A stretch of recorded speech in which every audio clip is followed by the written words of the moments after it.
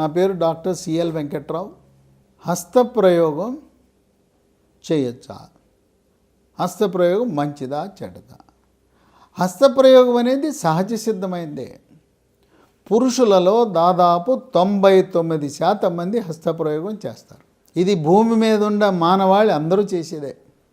ఆ 1% ఎవరు చేయరంటే మానసిక సమస్యలతో బాధపడే ఆ పురుషులు, అంటే మగవాళ్ళు, ఈ కుర్రవాళ్ళు, కాలేజీ కుర్రవాళ్ళు, వాళ్ళు హస్తప్రయోగం చేయరు మానసిక సమస్యల వల్ల. ఇంకా మహిళల్లో కూడా హస్తప్రయోగం చేస్తారు. ఇది అందరికీ చాలామందికి తెలవదు. ఎక్కువగా పట్టణాల్లో ఉండేవాళ్ళు, నగరాల్లో ఉండేవాళ్ళు, చదువుకున్న వాళ్ళు ఈ హస్తప్రయోగం అనేది చేస్తూ ఉంటారు. స్త్రీలలో పరిశోధనలో వెల్లడైన అంశం ఏంటంటే 70% మంది స్త్రీలు హస్తప్రయోగం చేసి భావప్రాప్తి పొందుతారు అని చెప్తారు. ఏమీ తప్పులేదు. హస్తప్రయోగం చేస్తున్నాడని తల్లిదండ్రులకు తెలిసినా ఏమీ అనవలసిన అవసరం లేదు. అది చెయ్యొద్దని వారించవలసిన అవసరం లేదు.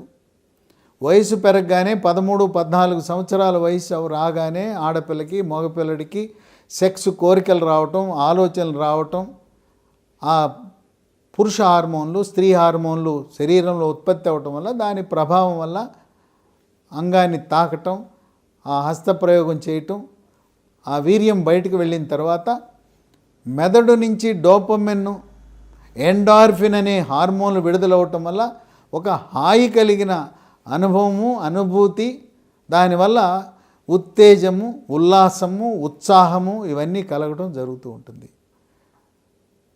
దీనికి ఎన్నిసార్లు చేసుకోవాలి అనే ప్రశ్న కొంతమందికి. రోజుకి 1-2 సార్లు చేసుకోవటం తప్పేం లేదు. కానీ ఎక్కువ సార్లు, రోజుకి 5-6 సార్లు అవసరం లేదు.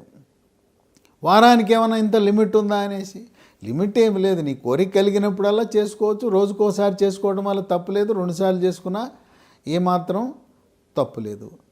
ఈ హస్తప్రయోగం చేస్తే అనేసి అనేక రకమైన అనుమానాలు కుర్రకారికి, పెళ్లి కాని వాళ్ళకు ఉంటాయి. హస్తప్రయోగం చేస్తే పిల్లలు పుట్టరంట కదండి. వీర్యం అంతా అవుట్ అయిపోయింది. 15 సంవత్సరాలు నేను వీర్యం బయట పోసేసాను, నా భార్య యోనిలో ప్రవేశపెట్టాను, నాలో వీర్యం తగ్గిపోయిందంటే, నీలో ఉన్న వీర్యము సముద్రంలో నీళ్ళెట్టా తరిగిపోవో అంత వీర్యం ఉంటుంది. చనిపోయే వరకు పురుషుడు వీర్యాన్ని ఉత్పత్తి చేయొచ్చు. కనుక వీర్యము అనేదాన్ని సంబంధం లేదు. ఎంతమంది పిల్లలు కావాలంటే అంతమంది పిల్లల్ని పుట్టించవచ్చు. హస్తప్రయోగానికి పిల్లలకి సంబంధం లేదు. హస్తప్రయోగం చేస్తే ఇది పురుషాంగం వంగిపోతుందంట కదా అని అదొక అనుమానం. పురుషాంగం వంగిపోదు. హస్తప్రయోగానికి పురుషాంగం వంగిపోవటానికి ఏమాత్రం సంబంధం లేదు. తర్వాత ఎక్కువసేపు చేయలేమంట కదండి. శీఘ్రస్ఖలనం అంట, పెట్టగానే అవుట్ అయిపోద్దంట కదా. ఈ పురుషాంగం యోనిలో పెట్టగానే ఫట్ డక్అవుట్ అయిపోతామంట, ఇంకేం ఉండదంట కదా, ఏం చేయలేనంట కదా, భార్యని సంతృప్తి పరచలేనంట కదా అనే ఒక అనుమానం. హస్తప్రయోగానికి శీఘ్రస్ఖలనానికి ఏమాత్రం సంబంధం లేదు. మానసికంగా మీరు అనుకుంటారు తప్పనిచ్చి ఏమీ లేదు. కనుక ఎవ్వరికీ కూడా హస్తప్రయోగం చేసుకున్న వాళ్ళకి శీఘ్రస్ఖలనం రాదు కాదు. పురుషాంగం గట్టిపడదంట కదండి, మెత్తగా ఉంటుందంట కదా, సైజు చిన్నబడిపోతుంది, చిన్నదైపోద్దంట కదా. హస్తప్రయోగం చేస్తే చిన్నదైపోతుంది. హస్తప్రయోగం చేస్తే చిన్నది కాదు, నీది నీకే ఉంటుంది. సైజ్ అనేది నీ యొక్క ఎత్తును బట్టి ఆధారపడి ఉంటుంది. నీ ఎత్తు 6 అడుగులు ఉంటే 6 అంగుళాలు, పొడుగైనప్పుడు 6 అంగుళాలు ఉంటుంది. మామూలుగా ఉండేది అందరికీ 2 అంగుళాలే, కిందకే ఉంటుంది. పచ్చిమిరపకాయలాగా, దొండకాయలా ఉంటుంది. అది నా స్వామి రంగా చూడన్నట్టు నీకు ఆ సెక్స్ కోరిక, ఒక అందమైన ఆడపిల్లని చూస్తే ఇక చూడప్పుడు ఆ ఆలోచన, ఆ కోరిక. అలాగే కొంతమంది మగపిల్లలు ఆడపిల్లలు వెనకాలే నడుస్తూ ఉంటారు, లేదా బస్ స్టాపుల్లో బీట్ వేస్తుంటారు. బస్ స్టాపుల్లో నిలబడి అలా చూస్తుంటారు, పైనుంచి నక్కచిక్క పర్యంతం చూస్తుంటారు. ముఖం, రొమ్ములు, తర్వాత ఈ ఆడపిల్లలు లోనెక్ జాకెట్లు, తర్వాత వెనకాల ఆ పిరుదలను చూస్తూ, నడుము చూస్తూ, ఇంకా కొంతమంది బొడ్డు కిందకి చీర కట్టుకోవటం, అవి చూస్తూ తన్మయత్వంలో ఉండిపోతారు ఈ మగవాళ్ళు.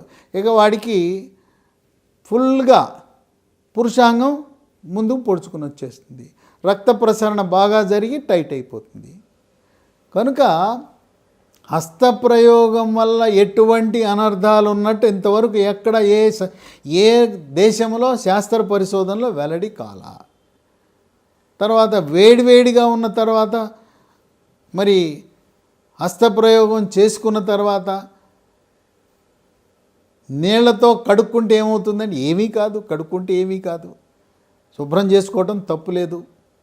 తర్వాత ఇంకా కొంతమంది ఈ హస్తప్రయోగం చేసుకోవటం వల్ల వీక్ అయిపోతామండి. హస్తప్రయోగం చేయటం వల్ల నరాల బలహీనత రాదు, హస్తప్రయోగం వల్ల భౌతికంగా నీలో ఎటువంటి బలహీనత రాదు, ఇంకా నీలో మంచి జోష్ వస్తుంది, యవ్వనం వస్తుంది, తర్వాత ఉల్లాసము, ఉత్తేజము, ఉత్సాహము, పటుత్వము అన్నీ వస్తాయి నీకు. కనుక సెక్స్ చేసేవాళ్ళు చాలా ఆనందంగా ఉంటారు, ఆరోగ్యకరంగా ఉంటారు. కనుక ఈ హస్తప్రయోగాన్ని హెచ్పి అంటారు, హ్యాండ్ పంప్ అంటారు. అది తప్పే కాదు. అయితే పెళ్ళి అయిన తర్వాత ఈ హస్తప్రయోగాన్ని మనం మానుకోవాలి. ఎందుకు మానుకోవాలంటే, హస్తప్రయోగం పెళ్ళైన తర్వాత చేస్తే నీ వీర్యము నీ భార్య యోనిలో పోస్తే పిల్లలు పుడతారు. ఆ యోనిలో కాకుండా వృధా చేసేస్తే పిల్లలు పుట్టరు. ఇక తప్పదు. కొన్ని రకాల వృత్తుల్లో ఉండేవాళ్ళు మిలిటరీలో ఉంటారు, లేకపోతే షిప్లో ఉంటారు. 6 నెలలు షిప్లో ఉంటారు, 6 నెలలు ఒడ్డు మీద ఉంటారు. 6 నెలలు మిలిటరీలో ఉంటారు, 6 నెలలు ఇంటికాడ ఉంటారు.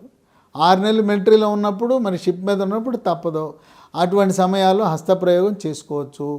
పెళ్ళయి నీ భార్యతో నీవు సహజీవనం చేస్తున్నప్పుడు, నీకు పిల్లలు కావాలనుకున్నప్పుడు హస్తప్రయోగము చెయ్యద్దు.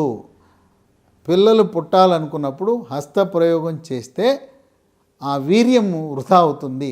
అంతకు తప్పనిచ్చి ఇంతవరకు హస్తప్రయోగం వల్ల ఏ ఒక్క నష్టము జరుగుతున్నట్టు ఎవరికి ఎక్కడ కూడా ఏ శాస్త్ర పరిశోధనలో కూడా వెల్లడి కాలేదు.